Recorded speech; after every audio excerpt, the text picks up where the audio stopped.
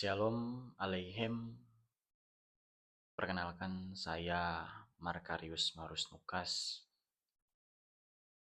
Saya dari dua bersaudara, saya yang bungsu, sulung kakak saya.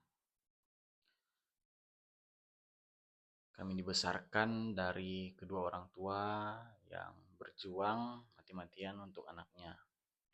Yang sampai saat ini di tahun 2026, puji Tuhan masih berumur panjang, masih lengkap. Saya berasal dan lahir dari Desa Teluk Bayur, Kecamatan Sungai Laur, Kabupaten Ketapang, Kalimantan Barat, Indonesia. Saya SD di SDS Prakarti Kenjaing. Di sana saya menempuh pendidikan selama 6 tahun bersama dengan teman-teman masa kecil, sangat menyenangkan. Pada masa kecil, pikiran saya dengan teman-teman yang lain masih hanya bermain dan menikmati waktu bersama.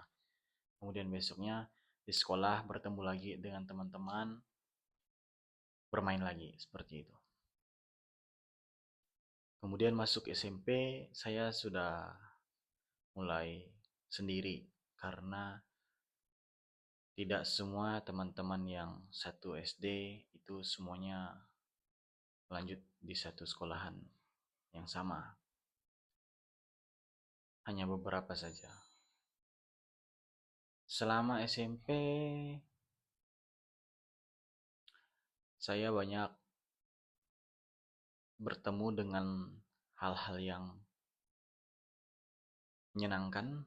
Pertama, kedua, bertemu dengan budaya dan adat istiadat, bahasa yang cukup menarik. Karena SMP saya itu adalah di Kecamatan Sandai. Kalau dari tempat saya, rumah saya ini sekitar 40 menit. Kemudian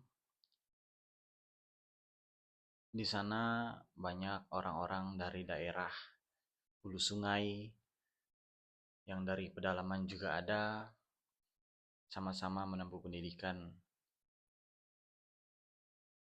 Di sana mereka banyak menggunakan bahasa-bahasa daerah mereka, berbeda dengan bahasa daerah saya, dan itu salah satu menjadi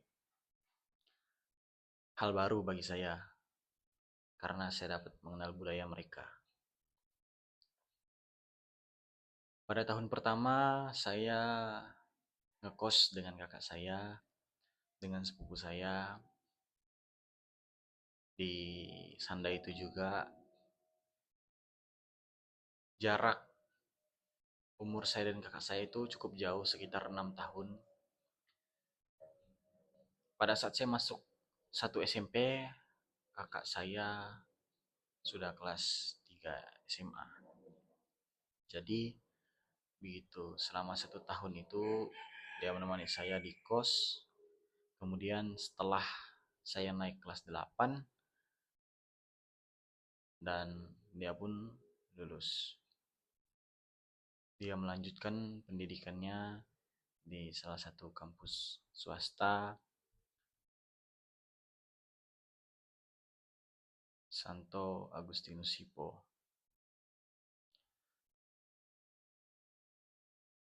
Kemudian tidak berselang lama saya belajar di waktu SMP.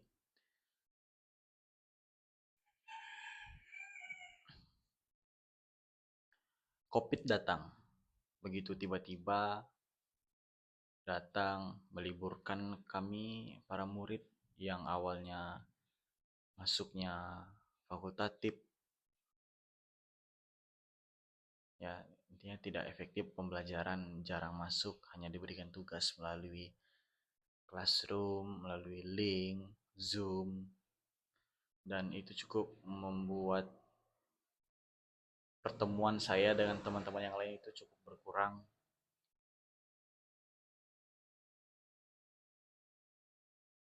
Setelah melewati 1 tahun COVID atau saya lupa, intinya pada saat kelas 3, dari kelas 2 sampai kelas 3 itu saya sudah mulai PP atau pulang pergi dari rumah saya ke kecamatan Sandai, di mana saya setiap pagi jam 5 sudah harus bangun, walaupun saya tidak terbiasa. Jam 9 malam atau sebelum jam 9 saya sudah harus di kamar untuk tidur. Bukan orang tua saya yang menyuruh, tapi saya sendiri yang memaksakan diri saya harus tidur awal, supaya saya bisa bangun awal dan bisa datang ke sekolah tidak terlambat. Begitu bangun pagi jam 5, mandi, beres-beres, bersiap untuk pergi ke sekolah. Terkadang hari-hari yang saya lalui banyak tantangan seperti hujan. Ya, salah satu contohnya itu hujan yang kadang bikin saya sedikit khawatir pergi ke sekolah dulu, karena waktu itu saya memutuskan, kan saya dengan sepupu saya dulu, dengan sepupu dan kakak. Setelah kakak tamat saya dengan sepupu saya, tapi sepupu saya ini dia masih uh, diminta oleh ibu kosnya untuk uh, menawarkan untuk stay situ atau tidak, dan dia memilih untuk stay. Kemudian saya, karena tidak terlalu begitu dekat akrab dengan ibu kos, jadi saya memilih untuk PP saja dan tidak mengapa. Kemudian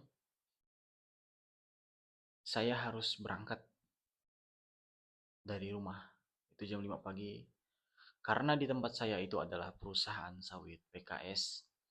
Jadi setiap jalan itu hanya sawit yang saya lihat sepanjang jalan, di mana sawitnya tinggi-tinggi sampai 6-7 meter, ada yang sampai 10 meter. Otomatis apalagi ketika waktu masih subuh, itu masih sangat gelap dan saya sendiri. Di tempat saya ada jalan perusahaan dan ada jalan boksit. Jalan perusahaan ini adalah jalan perusahaan kelapa sawit yang kami diami. Sementara untuk jalan boksitnya itu adalah dari perusahaan boksit sendiri, tapi mereka melewati area perkampungan. Jadi selama 1 tahun itu, kelas 2 itu ya, saya sendiri untuk pergi ke sekolah. Saya pasti bawa bekal nasi kuning mama saya, paling tidak 5.000 karena saya jarang makan pagi, dan bawa 1 atau 2 gorengan untuk penambahnya. Saya berangkat. Saya tadi juga bilang, saya setiap pergi itu selalu khawatir, dak-dikduk, karena di situ saya ya hitungannya masih di bawah umur, sendiri, jaraknya jauh yang harus ditempuh, dan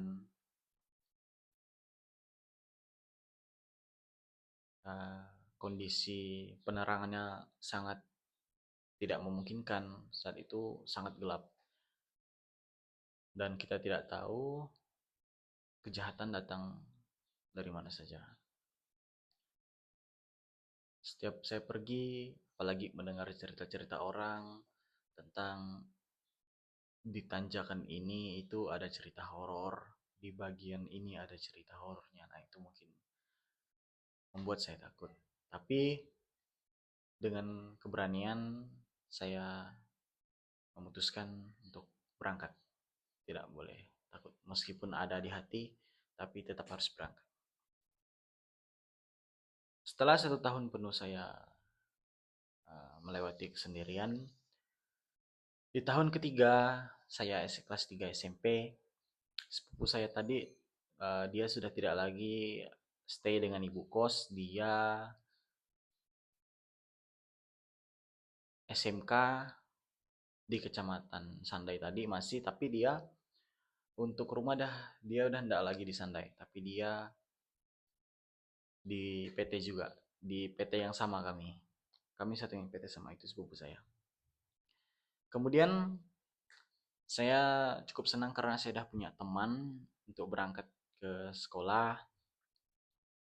Meskipun berbeda SMP dan SMK, tapi untuk jadwal kepergiannya itu sama. Dan pulangnya itu juga cukup berbeda, kadang mereka lebih sore, kadang lebih awal. Dan saya pernah satu kali pergi waktu kelas 3, saya pergi sendiri di jalan boksit. Begitu saya melewati satu kampung, desa Teluk Bayur, ada seorang pemuda menggunakan motor Honda Vario. Dia keluar dari kampung tersebut. Dia hanya mengikuti saya sepanjang jalan. Semakin saya laju, dia juga semakin laju. Di situ pikiran saya sudah tidak karuan, apalagi mengingat umur saya masih di bawah umur tadi. Dengan untuk bela diri saya tidak punya gitu kan. Senjata tidak mungkin saya membawa senjata ke sekolah. Saya hanya bawa nasi kuning. Masa dia mau saya sogok pakai nasi kuning? Tidak mungkin. Akhirnya saya terus melaju sampai di tepi jalan aspal Trans Kalimantan. Di situ ada sedikit beberapa perumahan. Karena masih pagi ya, tidak mungkin juga orang yang di perumahan tersebut sudah berada di kawasan rumahnya, di lingkungan depan rumahnya. Berbeda dengan kita orang desa, kampung, atau pekerja yang setiap pagi bahkan jam 5 sudah persiapkan diri untuk kerja. Jadi sudah siap-siap di depan rumah untuk berangkat kerja. Sangat berbeda kalau di kota. Kemudian di situ saya berhenti. Kemudian saya sambil pura-pura ngecek HP dan segala macam. Dan dia pun seakan-akan menoleh kepada saya seperti kayak halo bro gitu. Tapi di situ saya cukup menaruh rasa curiga terhadap dia. Ya, wajar karena saya bilang tadi kejahatan dapat datang dari mana saja tanpa kita ketahui. Bahkan orang baik pun bisa berbuat jahat di balik kebaikannya. Balik lagi di cerita saya pada tahun ketiga, di mana saya sudah memiliki teman untuk pulang pergi ke rumah, ke sekolah. Tapi sepupu saya itu kadang dia kan juga punya teman yang satu kelas juga, satu daerah juga dengan kami. Jadi itu kami tuh anak-anak SD yang SMP-nya mencar, nah SMK-nya mereka balik lagi situ. Jadi otomatis sepupu saya sama satu orang temannya, jadi mereka berdua. Sedangkan saya sendiri masih SMP. Nah, mungkin karena uh, perbedaan kepentingan masing-masing ya. Jadi uh, pernah saya waktu itu apa ya? Saya mengantar teman saya pada waktu itu pulang sekitar jam 3-an lewat. Sementara sepupu saya ini dengan temannya dia pulang awal, dia stay di tempat uh, ibu kos yang pernah kami tinggali dulu karena anak ibu kos itu menyuruh mereka untuk sekali-sekali bermain. Kemudian mereka main, setelah itu mereka potong rambut. Nah, saya bilang ke mereka, tunggu sebentar, saya lagi di jalan, tidak jauh. Mungkin sekitar 5 menit. Oke, dia bilang. "Ah, dia bakal nunggu. Tapi setelah saya sampai di titik yang ditentukan, dia bilang, langsung langsung ja katanya. Soalnya dia kan sekalian mau jemput mamanya kerja. Oke, langsung jemput. Otomatis saya ditinggalkan sendiri. Nah, di situ saya ngerasa kecewa karena saya ditinggalkan. Padahal menurut saya itu tidak lama.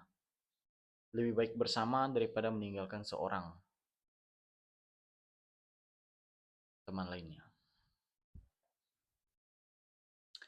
Dalam perjalanan pulang saya merasa, apalagi itu kondisi hujan ya. Kalau kondisi hujan itu sekitar hampir jam 4 sore. Kalau melewati jalan perusahaan itu sepi, gelap, mendung, hujan lagi.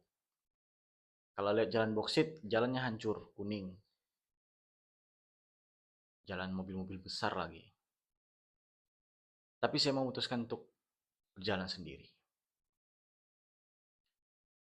Kemudian ada salah satu abang kelas waktu SD kami,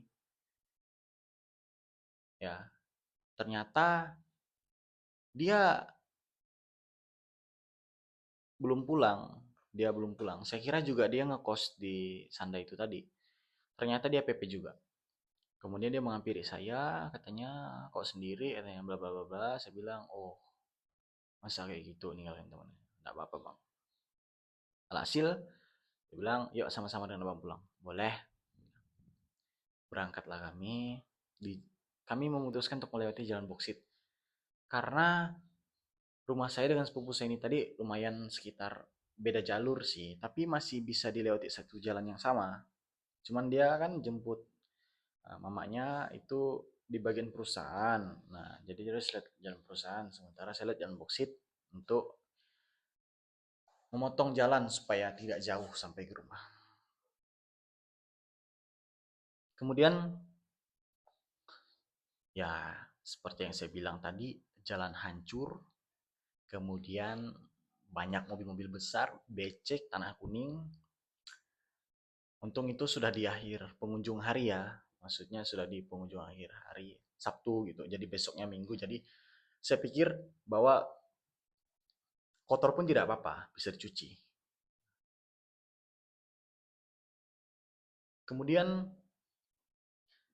motor pertama yang dibelikan oleh orang tua saya di tahun ketiga itu juga adalah motor Honda CRF 150L. Di mana saya cukup antusias, senang dibelikan motor tersebut. Ya, cukup banyak apa ya? Mengenang sebuah yang menyenangkan intinya. Kemudian luka pertama yang saya dapat dari motor itu adalah jatuh dalam keadaan berbelok sebelah kanan. Karena leheran knalpot 150L CRF itu dia lebih terbuka untuk leheran knalpotnya. Jadi otomatis kaki betis kanan saya terkena leheran knalpot itu.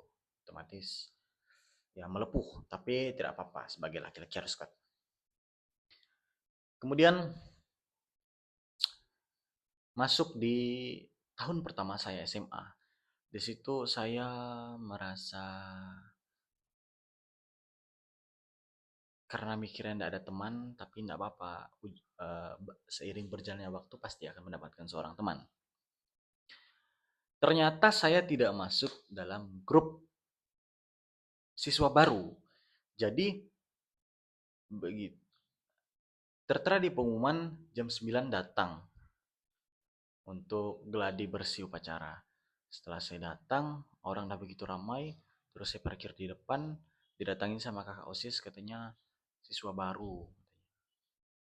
Saya disuruh ngadap ke pembina di depan lapangan, ditanyakan nama, absen. Kemudian saya balik ke barisan, dan ada salah satu teman saya bernama Kevin. Dia orang Cina, biasa dipanggil Lim. Dia yang menawarkan saya untuk masuk ke dalam grup yang baru dan informasi yang lebih update di situ. Saya dengan senang hati dan berterima kasih, dia adalah teman pertama saya pada saat saya SMA. Kemudian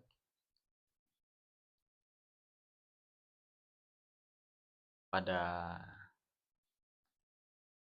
tahun pertama itu juga saya, untuk impian, saya memutuskan untuk menjadi seorang abdi negara. Karena saya merasa dengan porsi badan saya dengan bentuk badan saya cukup oke, bagus, tapi saya ada kendala di buta warna parsial. Itu cukup mengatakan kepada diri saya bahwa ini udah minus, agak susah nih gitu. Tapi enggak apa-apa, tetap saya gas kok. Karena berhubung juga hobi saya volley, jadi saya ya enggak perlu sekalian juga jadi abdi negara. Bisa kok jadi atlet volley. Di situ saya latihan dengan teman saya bernama Rivaldo, atau saya biasa memanggilnya Dodo. Latihan bersama dia, lari, jogging, kemana-mana, makan bersama, pergi ke sekolah sama-sama, ngerjain tugas sama-sama, presentasi sama-sama, everything, forever. Dimasuk di tahun kedua, saya memutuskan untuk jadi seorang atlet. Saya latihan begitu keras, mengikuti ajang kompetisi yang diselenggarakan oleh Sporta. Saya mengikuti, itu maraton sih, maraton. Kemudian saya mengikuti sebuah ajang kompetisi juga antar sekolah, tapi kami gugur di situ. Masuk di tahun ketiga, awal tahun ketiga, ternyata saya membuat video konten dengan teman saya itu ramai, viral, naik.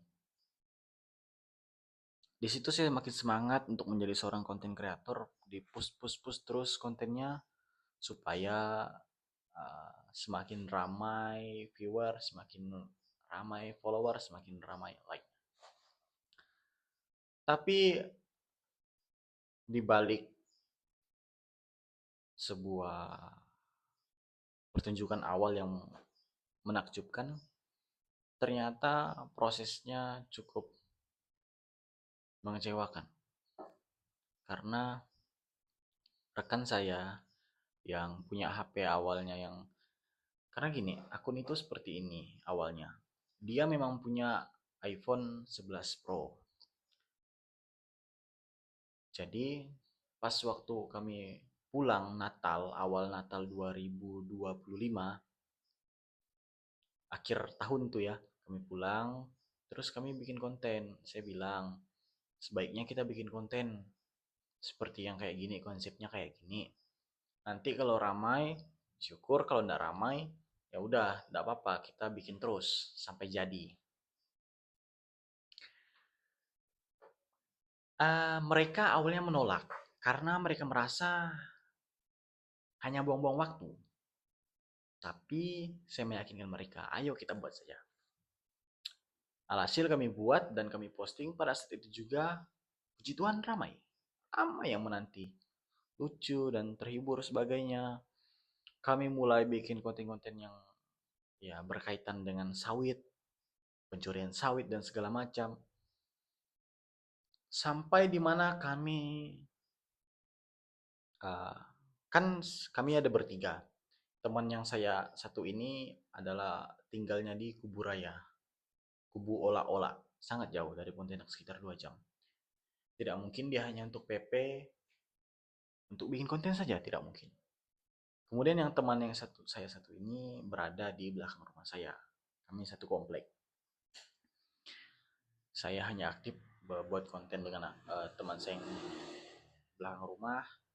Kemudian saya juga tidak lupa untuk selalu mengabari teman saya yang jauh di sana, mengatakan progres kita sudah sampai sini, begitu Anda endorsement masuk seperti ini, affiliate kita masuk seperti ini, pembagian juga tetap ada untuk dia. Tapi kepercayaan akan runtuh dengan keserakahan. Teman saya yang di belakang rumah saya ternyata memang memiliki sifat yang mungkin itu sudah kebiasaan dia mengambil hak orang lain. Maksudnya seperti ini. Pada awal bikin konten, sudah balik ke Pontianak, saya bilang sama dia, aku udah mulai nyimpan affiliate di akun kita. Ini nanti kita kumpulkan uangnya, nanti kalau udah banyak baru kita tarik. Dia kayak hanya iya-iya dan ya tidak terlalu excited terhadap hal itu. Kemudian setelah bikin-bikin konten, kemudian udah mulai jarang bikin itu pada saat kami sudah mulai ujian.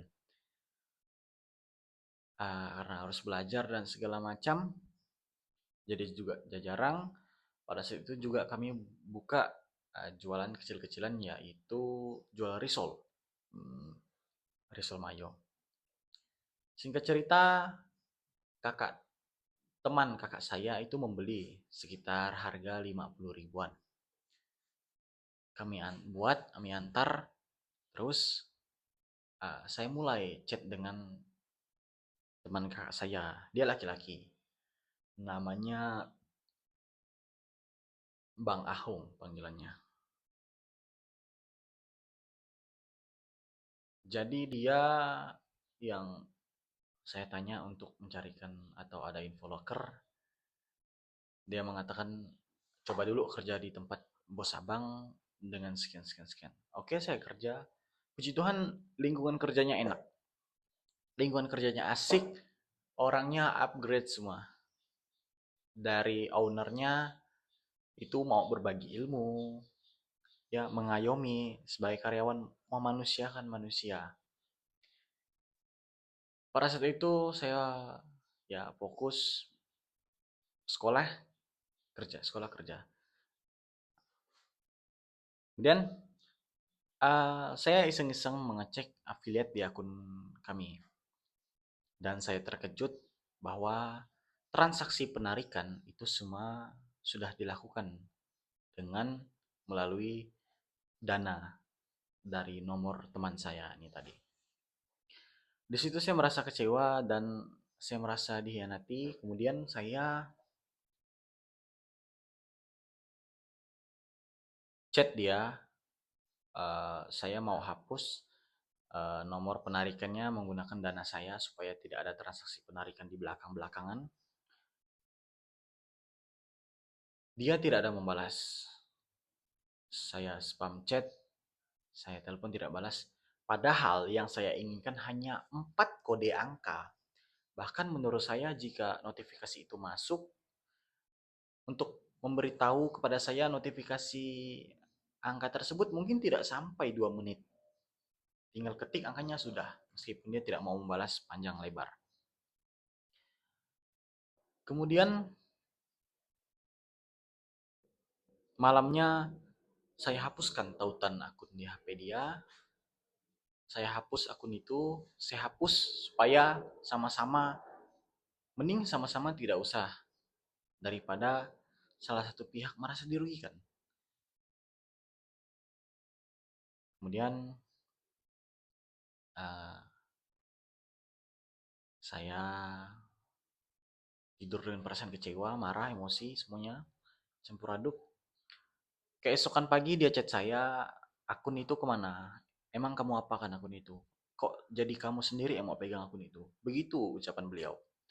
Tapi saya chat panjang lebar, dia hanya mengatakan, oke, nanti kamu total aja nilainya berapa. Nanti biar aku transfer. Soalnya gini gini gini. Dia bilang, dia mengatakan sebelum dia menarik itu dia pulang, dia sakit segala macam. Tapi transaksi itu terjadi jauh sebelum dia mengatakan hal itu. Saya melihat dia membuat konten pada tanggal 28 Maret, sementara penarikan sudah jauh dari tanggal 28 Maret, yaitu awal-awal bulan. Dan dari akhir bulan 2 dia sudah melakukan penarikan. Alhasil terjadi cekcok dan dengan inisiatif saya datang ke rumah dia, saya bawakan makan, saya bawakan minum. Padahal ternyata dia sebelum saya datang ke rumah dia udah live duluan, sehat apa segala macam. Tapi pas saya mau datang ke rumah dia bilang dia tidak enak badan, sakit-sakitan. Nah, saya datang bawa makanan, bawa minuman. Saya katakan kepada dia, jangan lakukan seperti itu. Kemudian untuk selanjutnya biar keuangan biar saya pegang, akun dana biar punya saya. Ketika udah nyampe target misalnya 400 ribu nanti tinggal dibagi gitu. Baru dia mengatakan iya boleh atur saja aku ngikut. tapi keesokan harinya dia masih melakukan transaksi. Orang-orang seperti itu adalah orang-orang yang dengan tindak kriminal. Kemungkinan orang seperti itu ya judul sudah pasti, mungkin main cewek sudah pasti, karena saya merasa dia itu teman dekat saya, teman kecil dari TK, tapi bisa berbuat hal seperti itu. Dan dari lingkungan pertemanannya juga buruk. Saya sudah katakan, jangan berteman dengan mereka. Coba berteman dengan saya. Saya akan bawa kamu kepada setidaknya dirimu yang sebenarnya yang baik dan benar.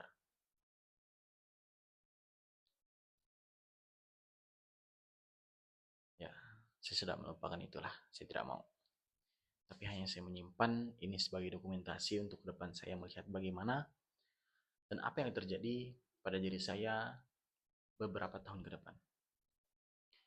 Masuk kuliah, saya mengambil jurusan teknik mesin dan elektro. Saya lulus di elektro di program studi teknologi rekayasa sistem elektronika. Di situ saya awalnya merasa senang karena awal-awal masih pulang awal bertemu dengan teman-teman, bikin konten dan segala macam. Puji Tuhan juga ramai. Kemudian sudah masuk ke seriusan pembelajaran, ya, saya sudah mulai pusing karena berbeda latar belakang saya IPS, terkecuali latar belakang saya adalah SMK, jurusan audio video, TKJ, mungkin ya TEI atau yang berbau dengan kelistrikan atau dan lain sebagainya. Mungkin itu menjadi bukan menjadi hal yang berat bagi saya. Di situ saya harus bekerja keras untuk memahami, mengingat, menghafal, mengetahui, memahami semuanya terkait dengan jurusan yang saya tempuh dan sebenarnya apa tujuan saya berkuliah. Sampai pada saat ini saya masih memikirkan, saya sekarang sudah semester 2. Saya sekarang bingung untuk memikirkan untuk judul tugas akhir, bagaimana orang-orang bisa lulus pada seminar proposal, bagaimana orang bisa lulus skripsi, bagaimana orang bisa magang, itu masih menjadi pertanyaan dalam diri saya. Apakah saya bisa dengan latar belakang seperti ini untuk memahami komponen pada bidang elektronika, memahami cara kerja, kemudian pengaplikasiannya, kemudian perawatannya, kemudian juga nanti bagaimana ketika saya bekerja S2 di sebuah perusahaan ketika saya tidak bisa terkait hal-hal itu. Makanya sekarang saya sedikit belajar. Saya juga berterima kasih pada Tuhan karena di kelas saya ada beberapa orang yang cukup ahli dan mau mengajarkan. Saya sangat berterima kasih kepada mereka, menjadi orang yang berbaik hati, mereka mau berbagi ilmu, itu sudah sangat senang bagi saya. Lingkungan pertemanan saya sekarang cukup asik. Saya sangat senang bertemu dengan mereka, menjadikan saya semangat untuk pergi ke kampus. Sekarang adalah tahun 2026, ya, bulan Juni, tanggal 26 atau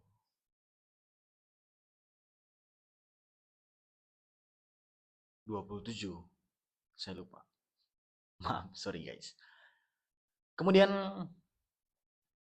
saya berpesan kelak saya bisa menjadi orang yang konsisten, saya bisa menjadi orang yang takut akan Tuhan, konsisten dalam kepribadian yang baik, pribadi yang baik dalam nama Tuhan Yesus. Saya selalu berdoa. Saya akhir-akhir ini cukup berat hari yang saya lalui. Bukan beratnya bagaimana, tapi pikiran saya dan mental saya takut akan kehilangan kewarasan. Saya berdoa kepada Tuhan, semoga saya bisa dan Tuhan berkati saya balik ke jalan Tuhan lagi takut akan Tuhan, konsisten dalam nama Tuhan Yesus Kristus. Amin. Saya berserah kepada Tuhan apa yang akan Tuhan perbuat pada saya. Kemudian juga untuk di pendidikan saya sedang berusaha sedikit banyak untuk memahami cara kerja satu komponen, pengaplikasiannya. Kemudian juga di bidang kami orang elektronika itu sedikit yang bisa memaparkan atau mempresentasikan. Maka dari situ saya memikirkan tidak salah juga saya untuk melatih public speaking saya. Meskipun dikatakan itu jelek, saya akan belajar. Dikatakan itu bagus, saya akan terus belajar. Setidaknya jika saya tidak terlalu menguasai di bidang elektronika, saya bisa menjadi seorang yang saya bisa menjadi MC atau dan lain sebagainya, konsultan dan lain sebagainya. Saya berharap semuanya saya sampaikan dalam video ini. Saya ucapkan selamat dan umur yang panjang bagi kedua orang tua saya. Kakak saya bekerja di sana, diri saya, teman-teman, dan pasangan saya. Tuhan Yesus memberkati. Haleluya. Amin. Dijauhkan dari segala mara bahaya dan hal yang mengancam nyawa. Amin. Sampai bertemu di video dan di tahun-tahun berikutnya yang akan mendatang. Jika kamu sudah sukses, dan saya aminkan itu sukses, bukan jika, tapi jika Tuhan perkenankan, saya akan sukses. Amin. Tonton video ini dan buatlah video lagi di saat Anda sudah sukses. Amin. Saya tutup. Shalom Aleichem.